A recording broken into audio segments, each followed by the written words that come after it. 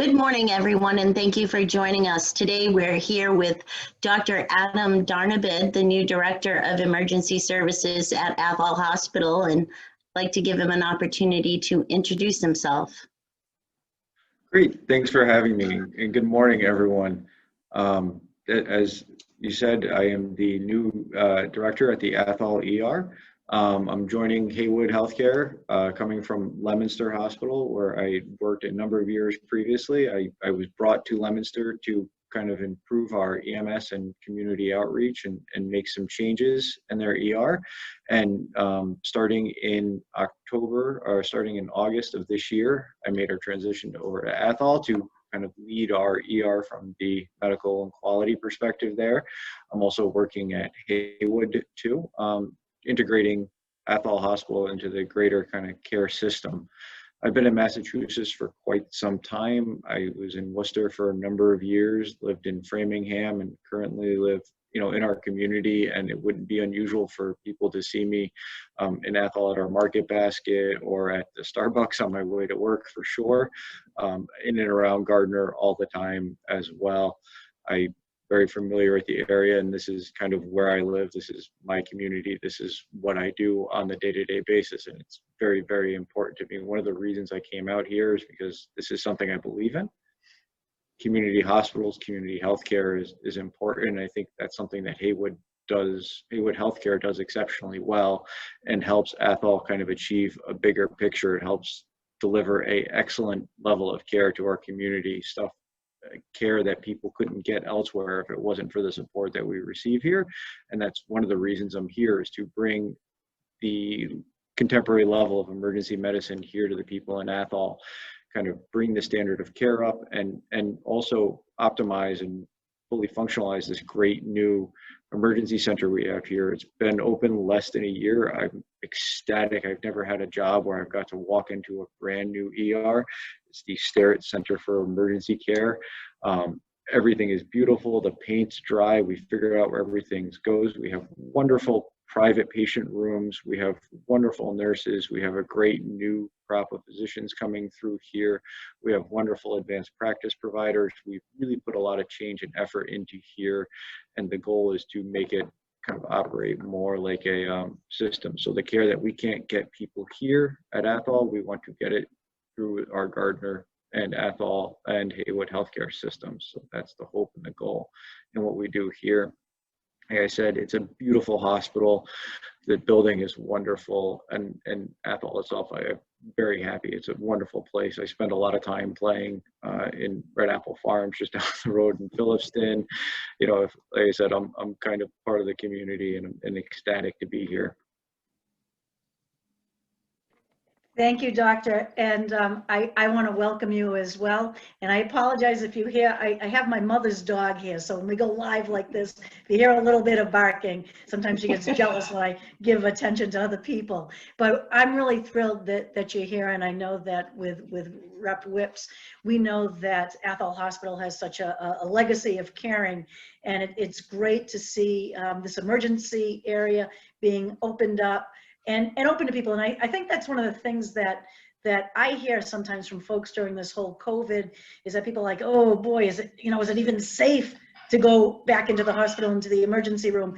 What can we tell people, Doctor, and how can we kind of put people at ease? Because we don't want people to prolong the care that they desperately need. What can we do to let people know this is the place to be, and please come? Tremendous question. To reinforce that, for sure, please, if you are experiencing signs or symptoms of the things we worry about, please come to the hospital as soon as possible. It is safe here. We've done tremendous work, not just at Athol, but across the Commonwealth, to keep people safe in our hospitals. We aggressively test people for COVID. We aggressively screen people with symptoms. I know it might be uncomfortable for people to come to the hospital and be told we have to limit the loved ones who can come in and out. We try to avoid that, but we're trying to keep people as safe as possible. Our staff is screened every day. If anybody who works for us, if you have any sign of sickness, they don't come to work, they're staying at home. We're testing our staff as frequently and as best as we can.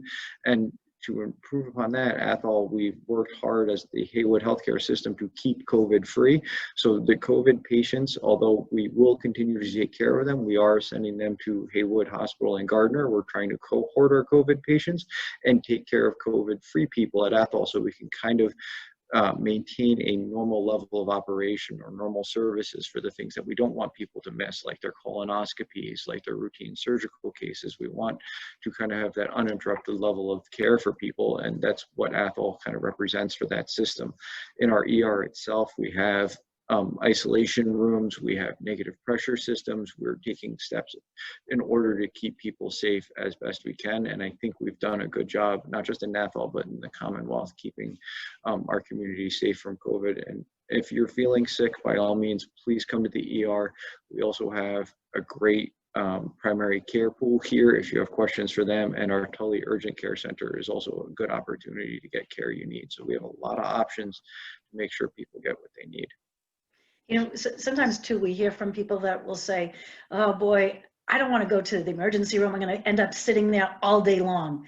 What seems to be kind of the natural kind of progress for someone that walks in the door with an emergency? So we're doing real well. Our goal is not to have anybody wait. Unfortunately, we get busy here, so we're working hard to get people in as fast as we can all the time. Unfortunately, we have to look for the sickest of the sick people and take care of them first. Our nurses are expert and pros at that. So as soon as you come in, the nurse will screen, kind of see what resources we have, what space we have, and we'll get the sickest people in first. The waiting is never great for anybody, but we hope to get everybody in and seen by a physician or advanced practice provider as soon as possible. Sometimes people come to us from urgent care. If you're seen in urgent care and you're too sick to be there, they'll send you to the ER. That's not terrible either. We're just starting the care somewhere else and you're completing it here. There can be waits, there can be delays. We, like I said, work real hard to avoid that. And certainly looking for a lower intensity resource elsewhere. If your primary care can help you, great. They're literally right above us in the ER, or the urgent care can help you by all means. But if you are sick, we will attend to you as fast as humanly and physically possible and get you the care you need.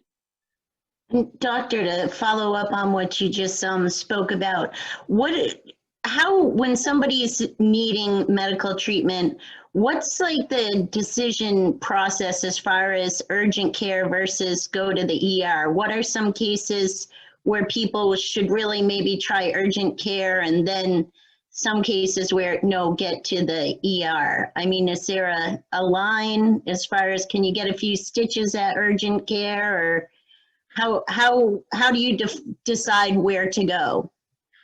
It's chest pain, shortness of breath.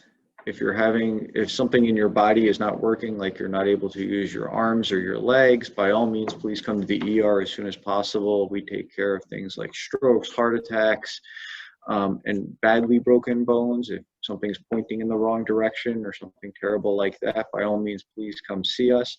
If something that you used to take care of through a primary care, stitches, if you've had a bump or bruise, if you've had a small broken bone, an ankle sprain, by all means, those are things they can take care of at urgent care too. So think of the things that a primary care's office can take care of at times: stitches, splints, sprains, strains, and things like that. Urgent care works real well for. And we're working on kind of defining and expanding those services kind of around into the fall, because as they improve the care they deliver, things like cough, sore throat, lung infections, as long as you're not too sick, you can go there first, you can get your antibiotics, you can get seen, you can get a chest x-ray, and they can help you arrange follow-up through your primary care. So that's the hope. The urgent care kind of fits into this. Thank you, doctor. And before we wrap up, I know that Rep. Whips will kind of wrap things up in a minute. I know you mentioned you went to Red Apple Farm. I know that when I leave there with a dozen of the apple cider donuts, usually only 10 make it home. Yeah. How many made it back to your house? They go quick, and I have to keep them away from my families, because if I don't eat them on the ride home, then I don't get any for later in the day. That's for sure. Yeah. But seriously, I do appreciate the work that you are doing at Athol. I appreciate all that's happening in the Haywood health system. And it's just wonderful to have you. It's wonderful to have this resource for the folks that we deal with. And when people call our offices and they're asking questions, it's nice to know that we can turn back to you and to others to give them the information that they need. And I'm going to let Rep. Whips kind of bring this all back together. Thanks. All right. Well, Senator Gobi, thank you as always for being a great partner. And Doctor, welcome to town. We're so happy to have you. Athol Hospital is a gem.